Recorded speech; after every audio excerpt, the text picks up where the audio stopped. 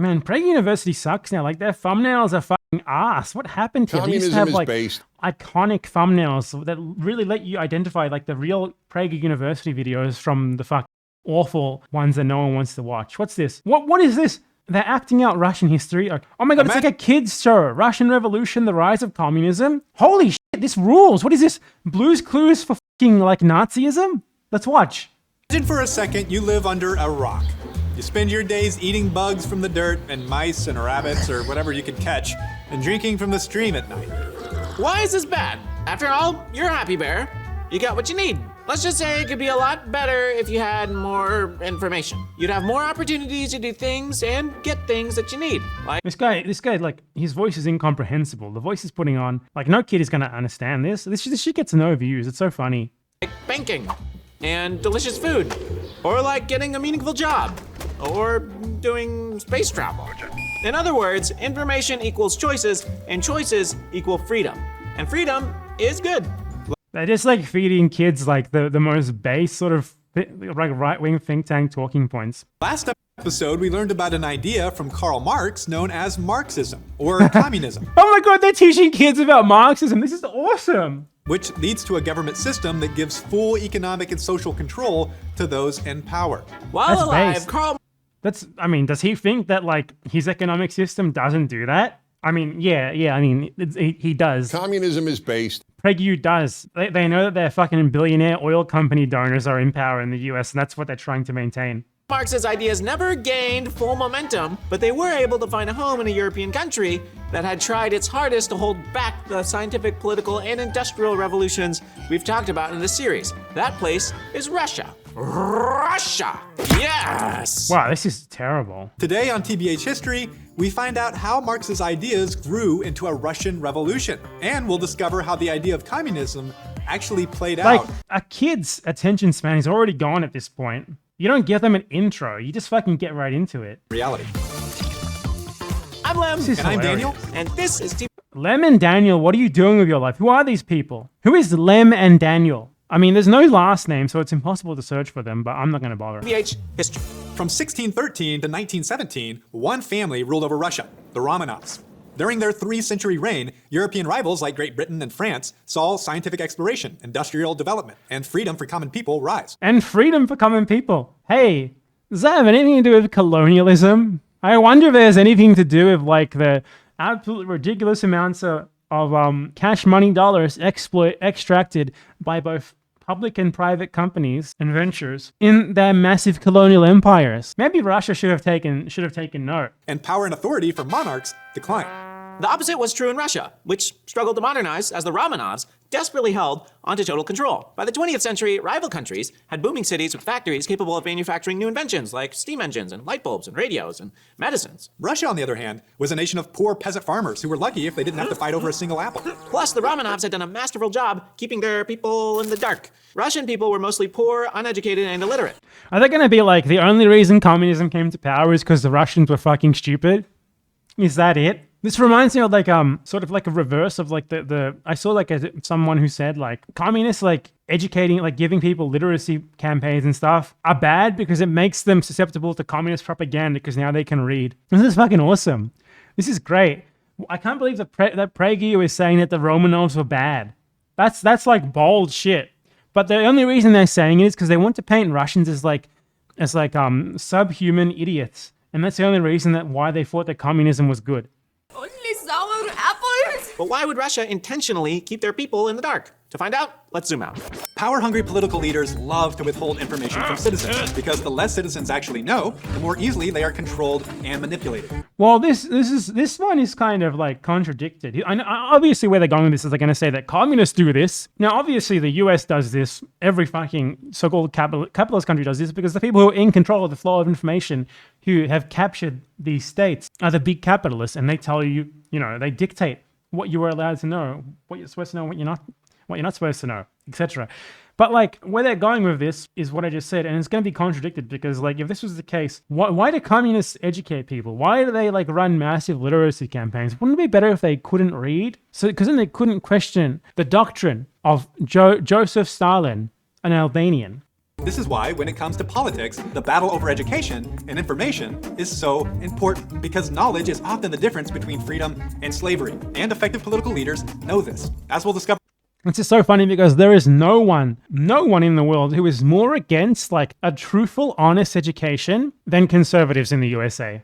These people fucking hate it. What? You teach us like actual real history? This is cultural Marxist propaganda. There were no slaves in the USA. In this episode, a Russian by the name Vladimir Lenin was successful in rising to power because he knew how to control information and teach people what he needed them to believe to achieve his own agenda.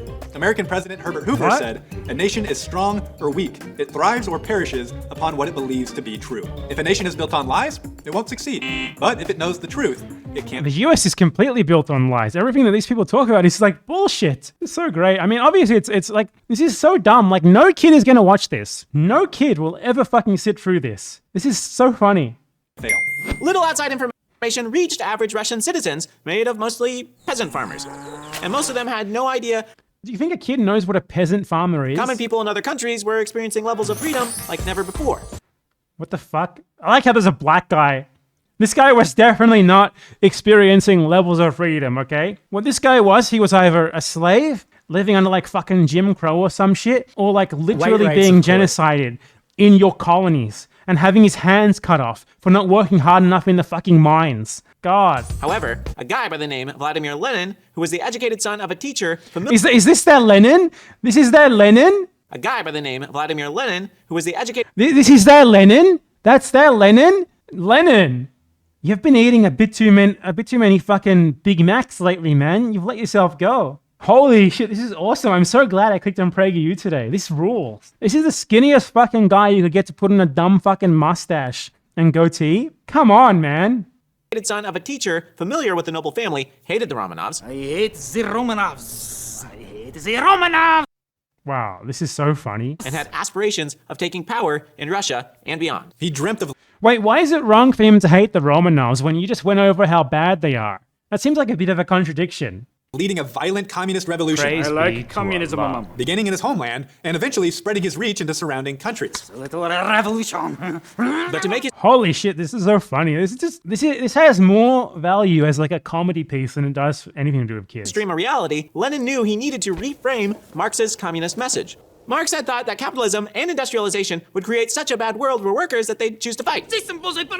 But this never materialized. Why do you not fight the capitalist bear? They just went over how Russia basically didn't even have capitalism, and now they're saying that like revolution never materialized, which is factually wrong. When it did materialize in Russia, but there was no capitalism. Capitalism and industrialization made life too good for too many people.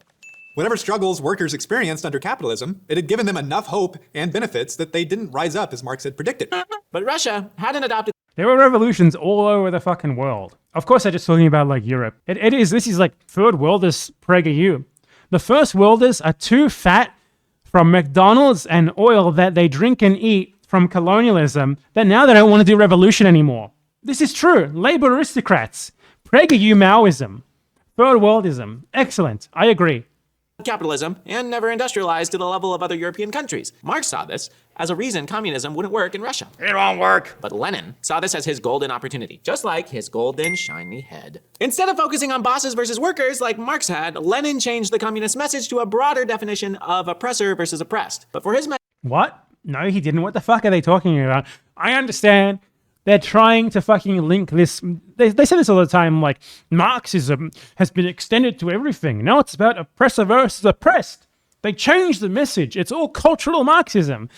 They have to link every single thing possible to the culture war. Now somehow a fucking 1917 revolution is being linked to present-day US culture war message bullshit. to take hold, the Russian people first needed to know that they were being oppressed. You fools!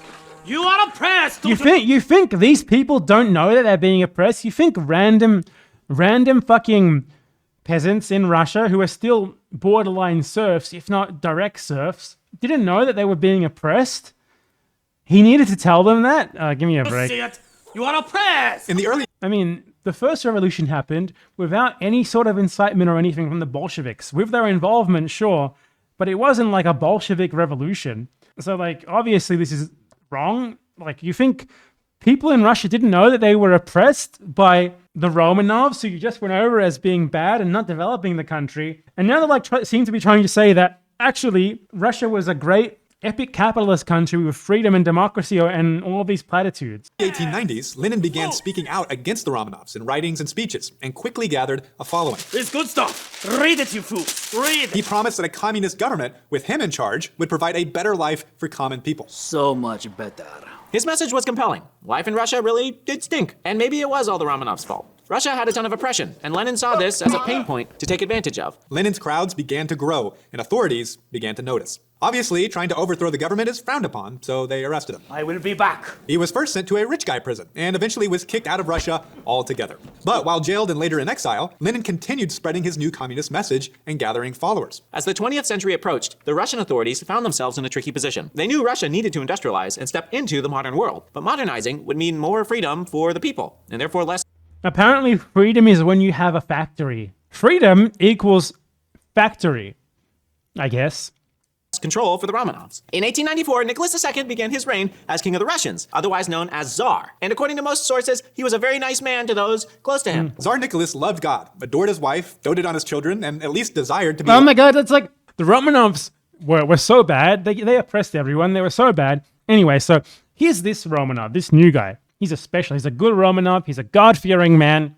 He loved his family. And this evil Vladimir Lenin man didn't appreciate his claim to rule through divine right from God and do whatever he wanted to everyone in Russia and its subject nations. Goddamn Vladimir Lenin. Loved by the Russian people. But he refused to allow the required freedom needed for Russia to modernize, and he and his country paid dearly for it. Eventually, Nicholas did what a lot of rulers do when they find themselves in a tricky spot. Go to war. In 1904, Russia went to war. Like, the amount of, like, random fucking freedom they throw out here, just freedom, freedom, freedom. Everything's freedom. With Japan, but despite Russia being a far bigger nation and having a far larger population and military, it did not go well for the Russians.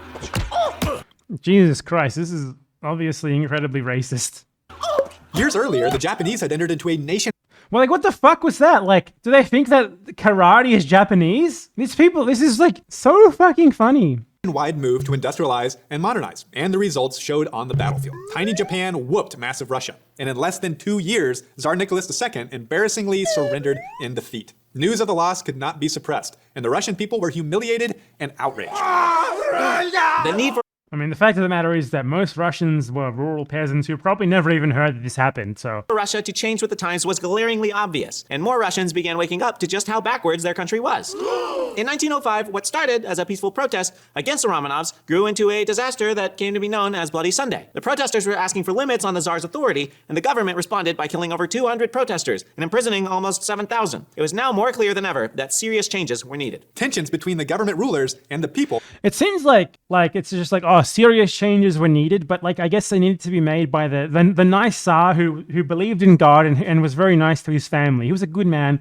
All he needed to do was just make some changes here and there. He definitely was not interested in maintaining his own power and privilege and the power of and privilege of his cronies, anything like that. It was all about just changes being Continued just, for we need years. some Lenin reforms. continued gathering support from afar, but a spark was needed to ignite change. And in 1914, World War I erupted, providing not only a spark, but a raging inferno that will roast your face. Thanks to alliances with other countries, Russia was drawn into the war. Tsar Nicholas hoped that the war would distract from the anti-Romanov feelings that had been simmering. Yeah, Russia. But he was very wrong. Due to their large population, Russia had plenty of troops, but because they had failed to industrialize, they didn't have proper weapons and machinery. As soon as fighting broke out, the underarmed and sometimes even unarmed Russian soldiers suffered enormous losses, and many deserted the battlefields. Russia's war efforts were a complete disaster. Protests and work strikes broke out.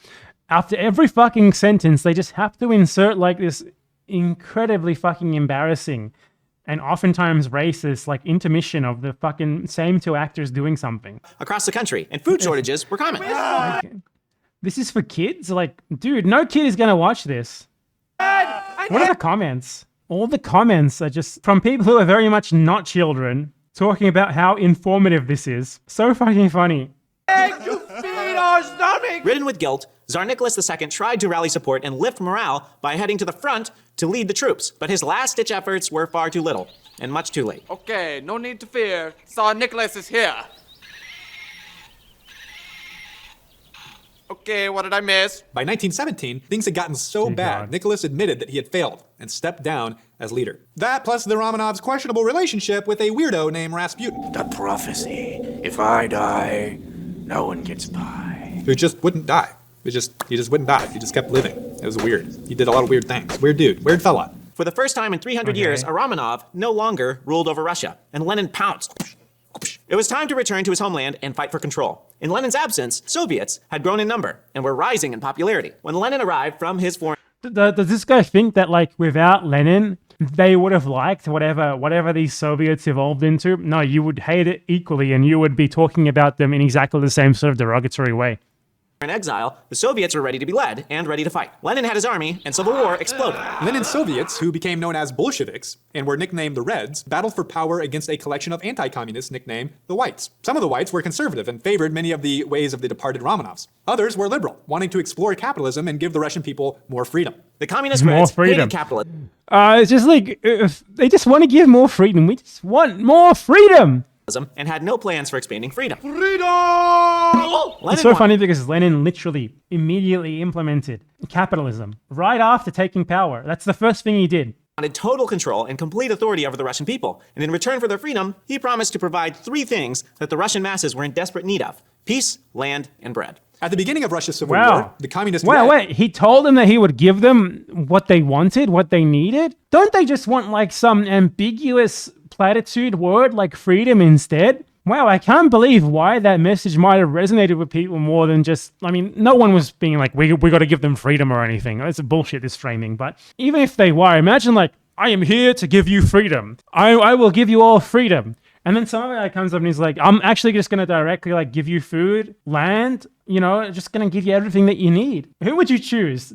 The one with like the random fucking platitude that means nothing, or the one with like a concrete fucking program? It's just so funny. Reds were outnumbered, but Lenin believed he could win if his Bolsheviks controlled the flow of information. No. So he focused energy on taking over train stations and post offices. And it actually worked. Crazy. Smart dude, I guess. Fighting between the Reds and Whites lasted for over 5 years. But in the end, Lenin and the communists were victorious. Good. We won! Do you think you can smile now? The fucking fat Lenin is so great. Dude, that's not Lenin. He even, like, the guy, like, didn't want, like, I guess they couldn't find a bald cap or something, so instead he's just wearing a hat. Along the way, in a period known as the Red Terror, the Red Army savagely murdered landowners and anyone they could find who had held a leadership role under the Romanovs. The Bolsheviks placed the Romanovs under house arrest, and most likely on orders from Lenin himself, Fantastic. the entire family was put to death. Yeah, they deserved it. Fantastic. Nicholas, his wife, his 4 daughters, and his young son. If you don't want your entire family to be killed, a very good way to avoid that is not to declare them to have a divine right to rule over everyone after like centuries of oppressing them. That's a pretty good idea, because that means that as long as you exist, you are a threat to anything resembling any sort of progress from that situation that you created. Pro tip to monarchs everywhere: don't declare yourself to have a divine right to rule.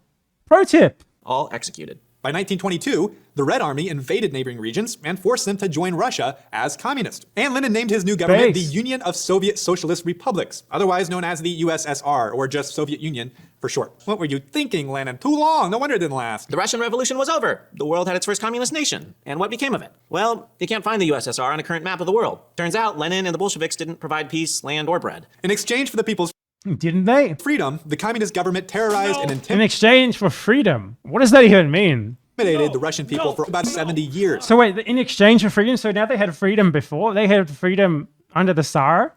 And because of consistent mismanagement and corruption, the USSR collapsed and evaporated in 1991. Along the way, The thing that caused its collapse and evaporation was explicitly turning more and more capitalist. tens And of more millions and more of its citizens liberal. starved, and countless others were imprisoned and murdered for having any opinion that the Soviets didn't like. Got it. I need to make like a black book of capitalism video and just do what they do and attribute every single death in any capitalist nation, which by the way has been like the vast majority of them over this same time period, just straight to capitalism. You're not going to look good. Honestly, more than 1 billion would probably be realistic. Silence! Prison will teach you. Utopia is wonderful. Sadly, Russia's revolution, much like France's, led from one form of tyranny to another. And Wait, despite they're even against the French Revolution? These people just fucking love monarchs, don't they? Lenin's promises of utopia, all he really gave Russia in exchange for their freedom was more government abuse and tragedy. So here's what you need to remember from this episode. Russia We're telling you what to think. failed to change with the times. Rather than modernizing, their monarchy held on to absolute authority and faced violent consequences for restricting Man, I can't wait to show this to my kids. freedom. Because of the reluctance to change, Marx never thought communism would work in Russia. But Lenin was able to shape the philosophy to fit his revolutionary needs and create the USSR, the world's first communist nation. For most of human history, authorities have tried to hold complete control. In this series on revolutions, we've shown that in the last 500 years, the harder that kings, priests, and czars have tried to hold on to absolute authority, the harder they've fallen from the top. When tyranny has been replaced with freedom, as during the scientific, American, and industrial revolutions, It's just freedom. It's so fucking... We have freedom. They don't have freedom. It's that simple. They're just like trying to instill like a single word understanding of everything into children. Not even understanding. Just like freedom. Freedom. Freedom. the results Typical have been Yankoids. overwhelmingly positive for mankind. But when tyranny has been replaced with a new form of heavy government control, as Like, it's so funny. Like, this, if you show this to, like, the average, like, fucking 30-year-old American, this is legitimately above their level of understanding. I'm not saying that because it's good or anything. I'm just saying it because the average, like, 30-year-old American doesn't even know where Russia is on a map. And they want to teach this to, like, American kids who have been taught that, like, the founding fathers were, like, demigods. And that's, like, basically their entire understanding of the world. And, like, all they know is that McDonald's tastes good and I want to play Fortnite. Do you think that they're gonna be able to, like, appreciate even, like, this incredibly childish narrative about, like, communism being bad? A kid is gonna During the stop French watching this and in the Russian first 2 revolutions. minutes when there's not enough pretty graphics and not enough fucking Fortnite skins. the results have been terror, Or death, Among Us. and destruction. What we've seen consistently throughout history is that when government leaders promise utopia or Okay, that's enough of that. Oh wait, they have a blooper reel. How embarrassing this is. Imagine this was you. Like, if this was me, I would hide my job from fucking everyone. I would never tell them a single thing about them. This guy needs, like, the Bay Area fucking, like, hide your identity thing. He needs the sunglasses. He needs the fucking bathrobe. He needs the gardening gloves to hide his fingerprints. He needs to make sure that no one ever knows about this. I appreciate that. This poor fucking guy. How embarrassing. Never tell anyone this is your job. Gee, dear God, man. PragerU kids, even their banner, like their banner has like the whole crew in it now. There's the two fucking like the four characters that they invented for the PragerU like child indoctrination program are in the official PragerU banner now. Man, this is morbid. I mean, at least like it seems like there's probably like some homeschooled conservative religious morons who like use their kids' videos, but there's not really, they don't get many views at all. It's just like, I can't even tell like what PragerU videos to click on anymore because there's like no barrier between them anymore. All the thumbnails are the same. Some of them just get like 10K views. The next one gets like 500,000 views. It's so fucking funny. PragerU isn't what it used to be. It's not as funny anymore. It's just becoming like fucking morbid. Like a great example of like what capitalists can try to do when instead of just relying on their ways of manipulating the media, when they try to do it far more directly. This is what it could be. This is, if they felt they needed to do so, this is what like every kid would be getting taught. I mean, they're basically already taught like a variation of this sort of thing. It's just like not as overtly like a US culture war conservative sort of bent.